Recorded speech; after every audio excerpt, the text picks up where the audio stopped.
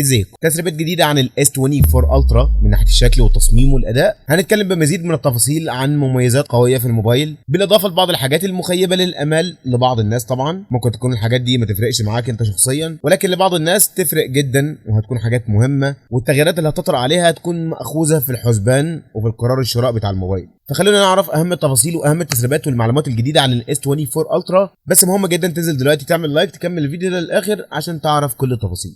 أنا لا أنساك فلسطين ويشد بي البعد، أنا في أفيائك نسرين، أنا زهر الشوك أنا الورد.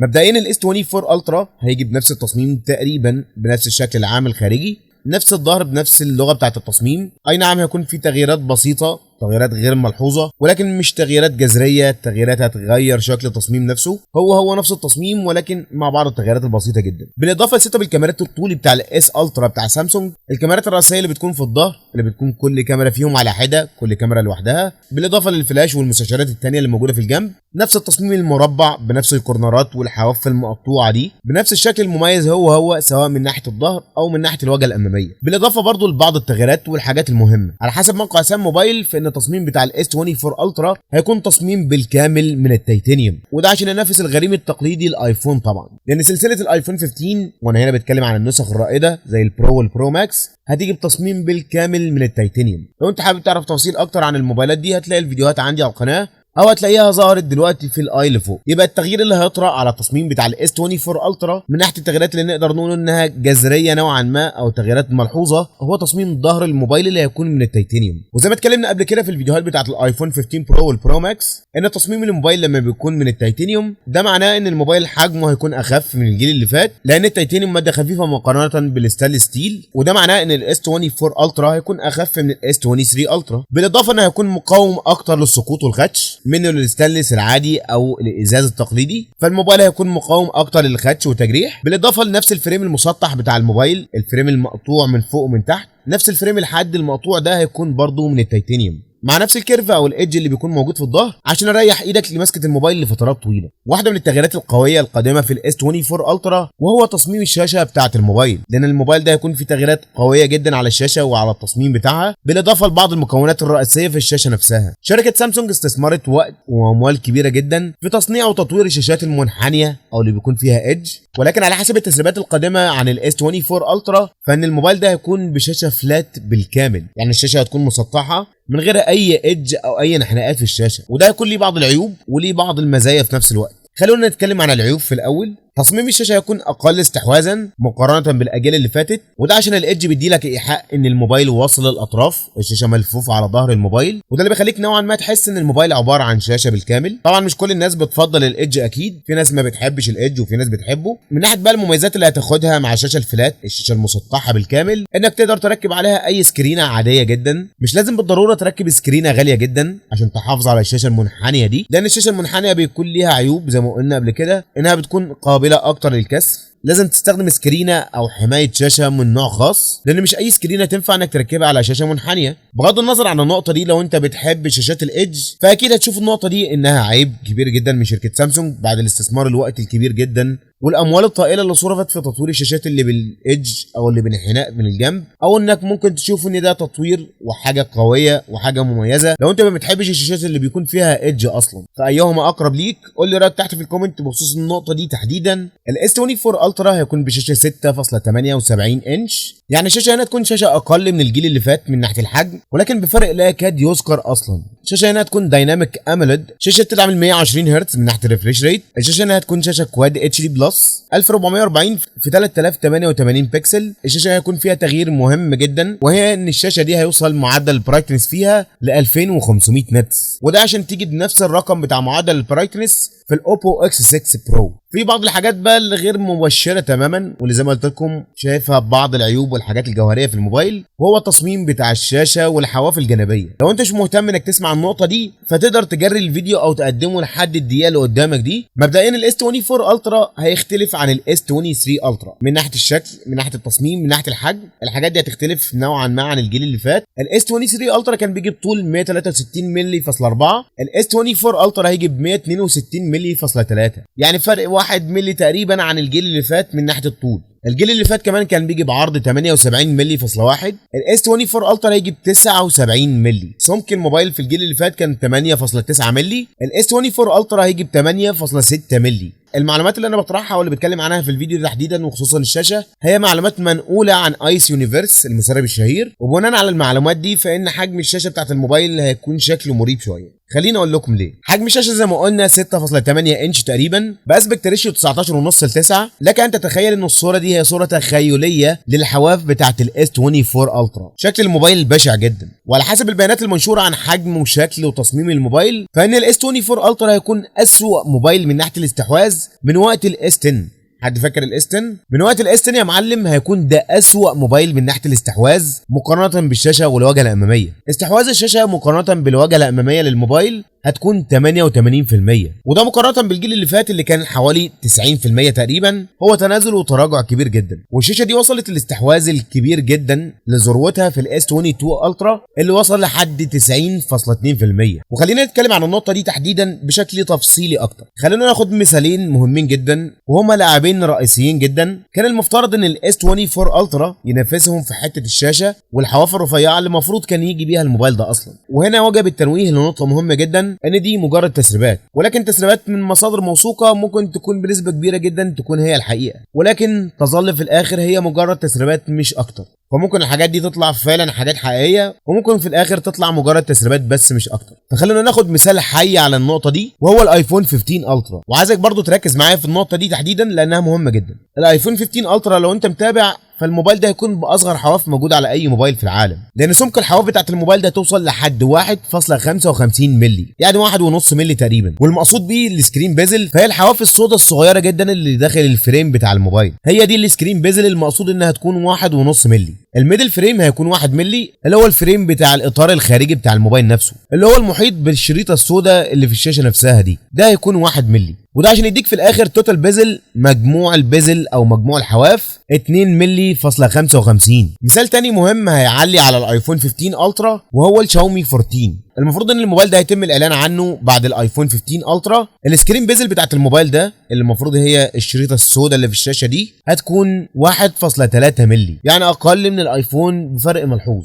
والميدل فريم بتاع الاطار الدائري بتاع الموبايل اللي هو الشاومي 14 طبعا هيكون 0.8 مللي، يعني اقل من 1 مللي للاطار الخارجي بتاع الموبايل، وده اللي هيديك توتال بيزل في الاخر 2.1 مللي بفرق ملحوظ نسبيا عن الايفون 15 اللي هيكون ب 2.55 مللي. المفروض بقى بعد ما يتم طرح الايفون 15 الترا هيتم طرح الشاومي 14 واللي هيعلي على الايفون 15 الترا زي ما قلنا، وبعدين يجي بقى معلم الاس 24 الترا يقش ويعلي على الاثنين، ولكن ده نسبيا مش هيحصل لبعض الاسباب والحاجات الجوهريه، لان الاس 24 الترا مش هيعلي على الموبايلات دي. الاس 24 الترا هيكون محبط بشكل كبير جدا مقارنه بالموبايلات دي، لان الموبايل ده هيجي بسكرين بيزل اللي هي الحته السوداء او الشريطه الدائريه حوالين الشاشه هتكون 1.75 مللي، والميدل فريم او الفريم بتاع الموبايل نفسه الدائري ده هيكون 1.67 مللي، وده اللي هيديك في الاخر توتال فريم 3.42 مللي، وهو رقم كبير جدا وبيخلي الموبايل شكله بشع وغير مقبول تماما. ومقارنه بالايفون 15 الترا واللي هيجي بعده الشاومي 14 يعلي عليه من ناحيه الحواف الاقل اللي هتكون اقل من الايفون، واستحواذها هيكون افضل من الايفون 15 الترا. فالمفروض ان الاس 24 الترا يجي يعلي على الشاومي 14 اللي هو اصلا بيحط على الايفون 15 الترا. فالمفروض ان سامسونج كانت تحط على الاثنين وتعلي عليهم، ولكن للاسف الشاشه هتكون محبطه جدا من ناحيه الشكل والتصميم البشع جدا، الحواف الكبيره، البزل التخينه جدا، وده شكل تخيلي كده لشكل التصميم بتاع الاس 24 الترا بناء على المعطيات والتسريبات المتاحه دلوقتي لبعض المسربين المشهورين اللي بيتكلموا على ان نسبه التسريبات دي انها تكون صحيحه فيها نسبه كبيره جدا، وده اللي بيخلي شكل الموبايل بشع، شكله غريب جدا. زي ما قلت لكم هيكون اقل استحواذا في جميع الموبايلات من ايام الاس 10. الموبايل مش هتكون الحواف بتاعته مربعه بشكل كامل، زي ما قلت لكم الموبايل هيكون فيه ايدج او انحناء في الظهر عشان يسهل عليك مسكه الموبايل في ايدك لفترات طويله، ولكن في نفس الوقت الانحناء ده او الايدج هيكون برضه موجود في الشاشه او الواجهه الاماميه بمعنى اصح، او نقدر نقول هيكون في الفريم الخارجي، لان زي ما قلت لكم الشاشه هتكون مسطحه بالكامل ولكن هيكون في انحناءات من الجنب، والشاشه نفسها هتكون ببزل كبيره جدا. زي ما انتم شايفين كده الصوره دي بتشرح وضع تفصيلي تفصيلي اكتر للشاشه بتاعه الموبايل. الخط الاولاني ده هيكون فيه الميدل فريم او الفريم الخارجي بتاع الموبايل. الخط الثاني ده هيكون فيه البيزل فريم او الشريطه السوداء اللي حوالين الشاشه. والخط الاصفر ده المفروض ان دي هتكون الشاشه بتاعه الموبايل.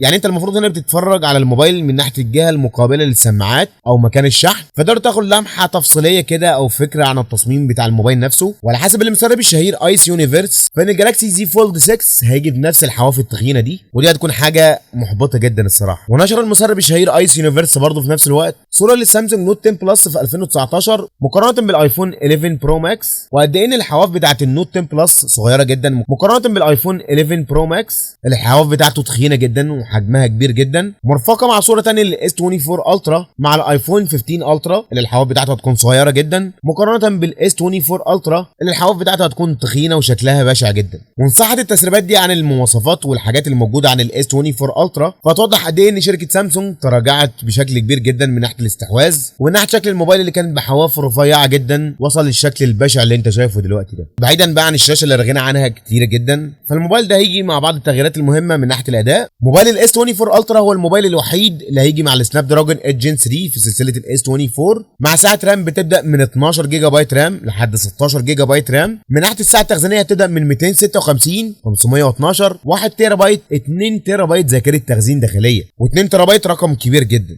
بالاضافه للاندرويد 14 مع واجهه سامسونج الجديده الوان يو اي 6 واللي في منها دلوقتي نسخه بيتا بالفعل فيها بعض الباجز وبعض اللاجات كده وبعض الانيميشن بتفكرنا بالحاجات بتاعت شاومي زمان. شاومي اتحسنت دلوقتي اصلا، فهي تقريبا نفس الفكره بتاعت شاومي، نفس الانيميشن اللي ملهاش اي 60 لازمه، نفس الانيميشن الكتيره جدا اللي بتخلي استخدام الموبايل سيء جدا. ولكن دي نسخه بيتا على الاقل لحد دلوقتي، ما نقدرش نحكم عليها بشكل كامل، واكيد هيكون في تحسينات وتحديثات على الواجهه دي. نتمنى طبعا ان يكون التحديثات دي تنصب على الانيميشن اللي ملهاش اي 60 لازمه وانها تعالج المشكله دي في اسرع وقت. بالاضافه للمعالج الجديد السناب دراجون 8 جين 3. السناب دراجون 8 جين 3 هيكون معالج 4 جالاكسي بالتعاون مع شركه سامسونج عشان المعالج يديك اداء افضل على اجهزه سامسونج، وانه يكون مخصص اكتر للموبايلات دي عشان تاخد اداء مستقر اكتر، وده عشان يديك اداء افضل من الشركات المنافسه اللي هتستخدم نفس المعالج ده زي شركه شاومي اللي هتستخدم نفس المعالج ده على الشاومي 14. فالمفروض ان السناب دراجون 8 جين 3 يديك اداء افضل على الموبايل بتاع سامسونج ويديك اداء متناغم اكتر لو كان المعالج ده موجود على اي موبايل تاني اندرويد. المفروض ان المعالج ده بيوفر اكتر في عمر البطاريه عن الجيل اللي فات بنسبه 20% تقريبا، وبيديك اداء افضل بنسبه 15%. يعني هتلعب الالعاب الثقيله زي بابجي، كول اوف ديوتي، وورلد اوف تانك بليدز، الالعاب الثقيله المشهوره اللي بتتطلب اداء قوي من المعالج، هتلعبها على جرافيكس واداء ممتاز جدا من غير اي لاج او تقطيع عشان تستمتع بمتعه الجيم بتاعك. اللعبه اللي انت بتفضلها هتلعبها باداء مميز جدا من غير ما يقابلك اي لاج او تقطيع في الموبايل. الموبايلات الصغيره بقى زي الاس 24 والاس 24 بلس، الموبايلات دي هتيجي مع معالج اكزينوس 2400، والمعالج ده هيكون معالج ممتاز برضو، اداءه هيكون قوي جدا وهيتغلب على معالج قوي جدا من ابل الاي 16 بايونيك. الاي 16 بايونيك اللي هيكون موجود على الايفون 15 والايفون 15 بلس، الموبايلات اللي لسه هتنزل يوم 12. الاكزينوس 2400 هتغلب عليها من ناحيه المالتي تاسكينج، هيديك اداء افضل منها في المهام المتعدده، وده وضح لك قد ايه ان المعالج ده معالج قوي جدا، هيكون باداء مميز وهيكون متناغم اكتر مع موبايلات سامسونج، ده عشان يديك اداء افضل في الالعاب الثقيله، اداء مميز ومستقر من غير ما يقابلك اي لاج او تقطيع، اداء مستقر في المهام المتعدده. ولكن الموبايل الوحيد اللي هيجي مع السناب دراجون 8 جين 3 هيكون الاس 24 الترا فقط. المستشعر الجديد اللي هيكون على الاس 24 الترا هيكون الاتش بي 2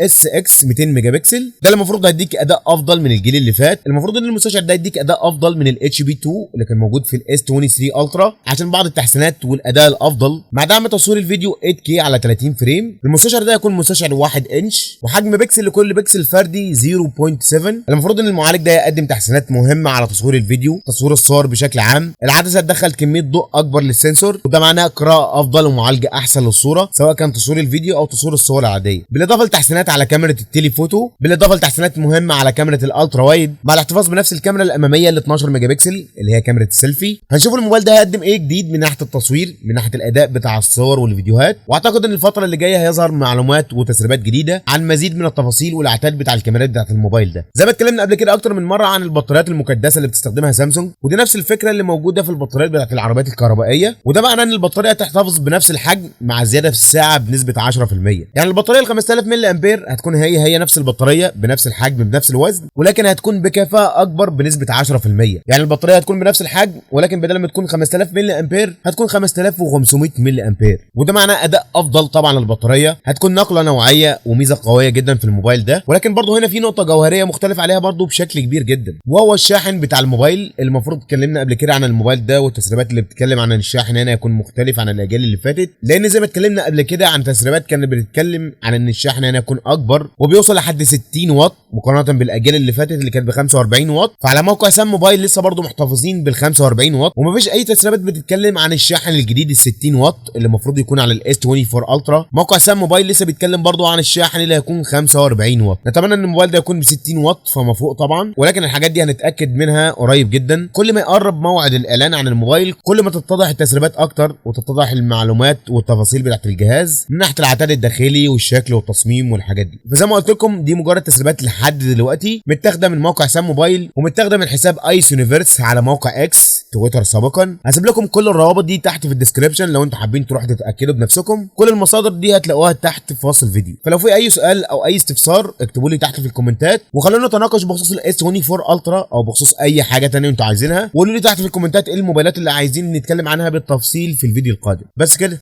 اشوفكم الفيديو اللي جاي. سلام.